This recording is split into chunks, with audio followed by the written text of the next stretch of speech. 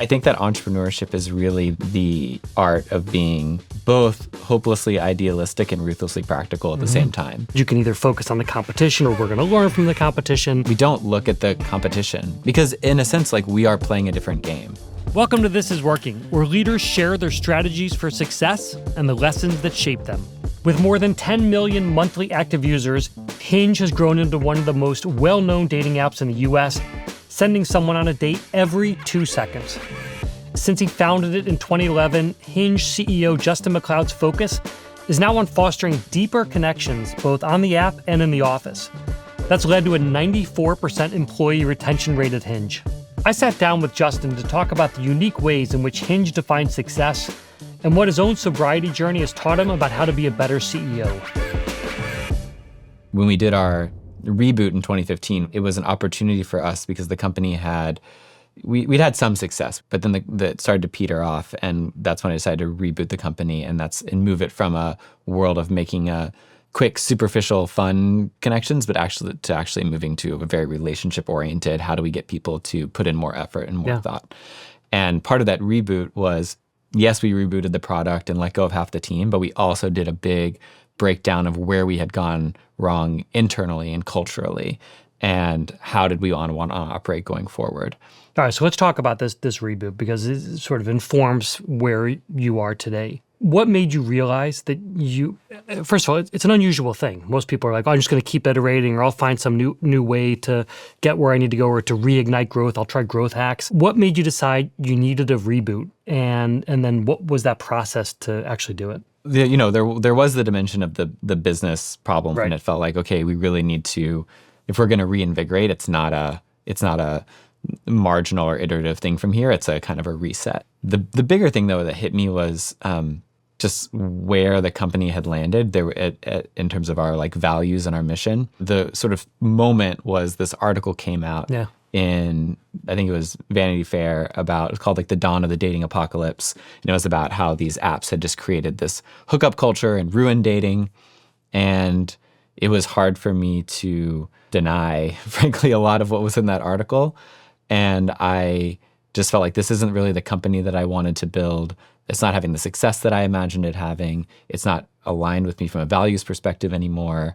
And I was out to lunch, actually. It was right before Thanksgiving with my chief brand officer, woman Katie Hunt. I was telling her this, and I was like, I just want to start over. And she's like, well, what? You're the CEO. What's stopping you? And I'm like, so I went home and thought about it over Thanksgiving. I'm like, what is stopping me? And I came back and talked to the board and talked to my senior team. And I said, I think we need to start over from scratch. So what's that process like? You make this decision, but then the next day, what do you do? Yeah, it was within the next 2 weeks. I called up a couple friends and who are entrepreneurs, and I think there were 2 companies. I think TaskRabbit was one of them that I reached out to that had gone through this similar kind of thing and given me some advice. And what we did is that on the day that we decided to announce the reboot, I sent messages to everyone who was not getting let go that morning to say, hey, we're going to have some things going on at the office. Can you come in around noon?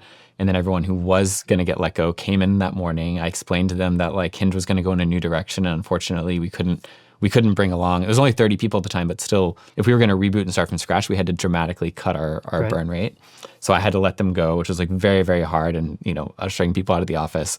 And then had to turn it around, have the next group of people come in, and then give them an inspiring presentation about the future and why they should stay on board. It's hard. I offered every single person the same severance package that I offered the first group if they didn't want to come along on this journey, which one person took and the remaining 14 stayed. I wanted to show strength and that we're okay. So because we had just raised a large round of financing.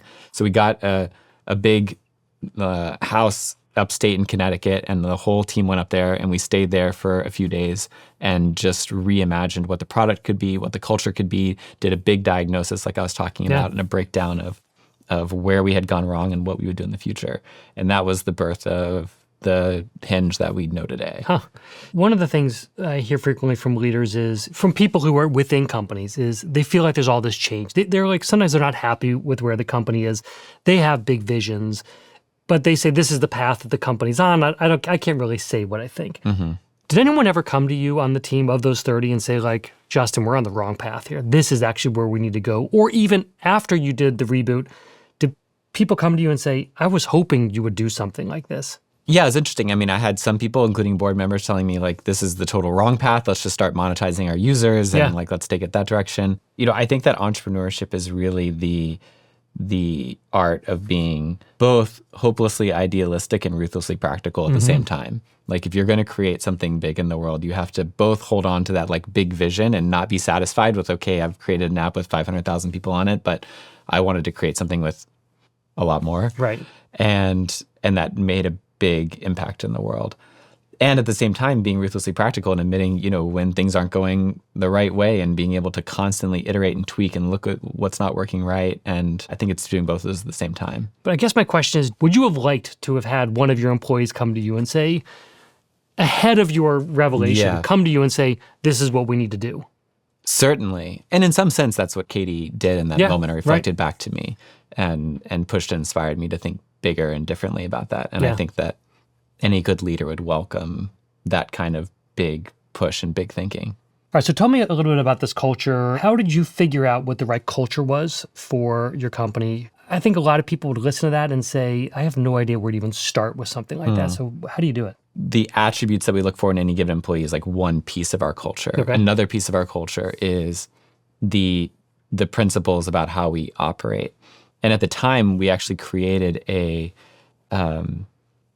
open Google Doc where I started to sort of write down all the different principles that I thought like that should define our culture. And it was actually quite extensive, from our office policies to the way I made decisions, our strategy, everything. And I sort of just documented the whole thing and allowed people to. It was open for comment. Anyone could come in, and we'd have these long debates in the comment section of the Google Doc about.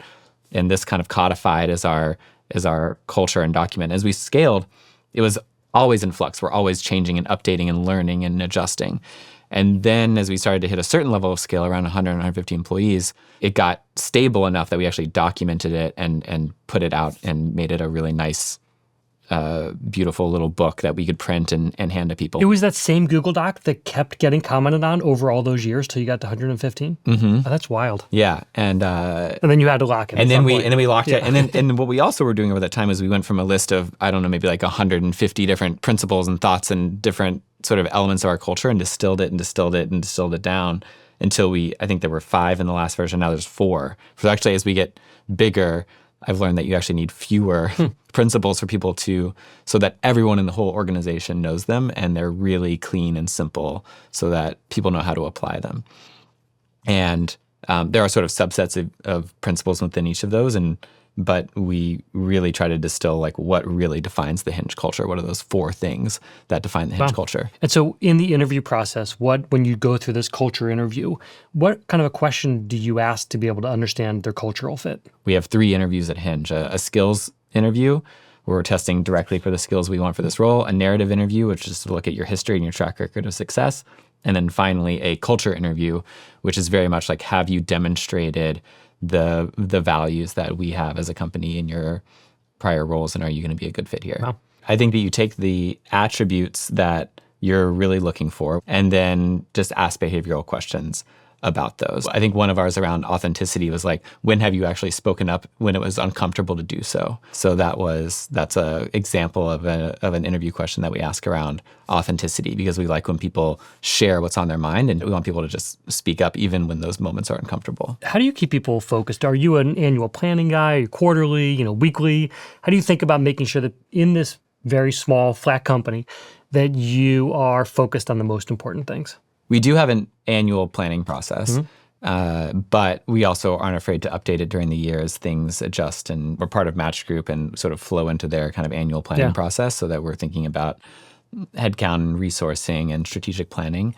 And I do find it's a good forcing function to step back and do that periodic, because I think if you're like doing planning on a continual basis, you kind of miss the moment to step back and think like, are we really heading in the right direction? Right. Is this a moment to change and move over this way? So I actually find that cadence of semi-annual to annual is very useful when you're thinking but we always try to create like the sort of 3-year-ish vision of where we're trying to go at any given time. One of the most fascinating parts about the company that you're part of is there's so many, all your competitors are kind of sitting next to you, or at least that's the way I imagine it. Does everyone have their own swim lanes, or are you guys bumping into each other? What's it like behind the scenes? I think it's like, I call it sibling rivalry, Okay. right? Like there's a little bit of bumping each other, but we're Yeah. all in the same family and we all ultimately want each other to succeed.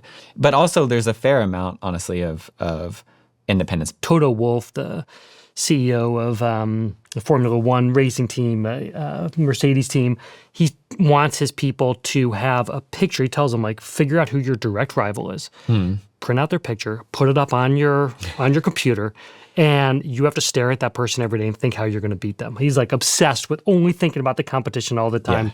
So where do you fall on I'm the the spectrum? complete What do you tell people? opposite Really? of that. Yeah. So and that's the mistake I made the first time around. And that was one of the most foundational principles that actually we created coming out of the reboot in 2015. Because at the time we were very focused on the competition, and everyone had all the dating apps downloaded on their phone. And every time someone else would release a feature, we'd scramble to release that feature too. And what I learned is if you're the smaller player, copying the bigger player is never gonna, you're never gonna be able to break out like that. And we had to figure out our own game to play. And so that's the second, when we did the reboot, I was like, no one's allowed to have any of the other dating apps on your phone. We're only paying attention to our customers. Wow. And we're going to head in a completely different direction. Like if someone does something, we're not going to copy. In fact, we're going to not do it. Right. And is that still true today, or was that just like a second founding moment you had to do? Well, I don't insist that no one else has other dating apps on their phone, but you'll notice that we don't look at the competition because in a sense, we are playing a different game. Yeah. We are the app that's designed to be deleted. We're not about engagement and retention and gamification. We're really about getting people who want to find their person off our app as quickly as possible. And we just do things very, very differently. So there's no one even else to copy, I think. And you don't ever feel drawn towards that competition? There's never a point where you're like, oh, they're growing so fast, or they're doing this and that. Maybe we should do this? I mean, we're the only major growing dating app right now. And I think that... So they're doing that for you now. Yeah, ironically, it does feel like that a bit. And I just think there's so much opportunity in the space that to me, it doesn't feel like this competitive environment where you have to carve things up. There's so much opportunity to serve customers in this space, especially given the opportunities that are being opened up by AI. There's no point in looking at what competitors are doing. Thanks for joining. We'll return in a few weeks for the second half of my conversation with Hinge CEO Justin McLeod. Till then, be well and stay curious.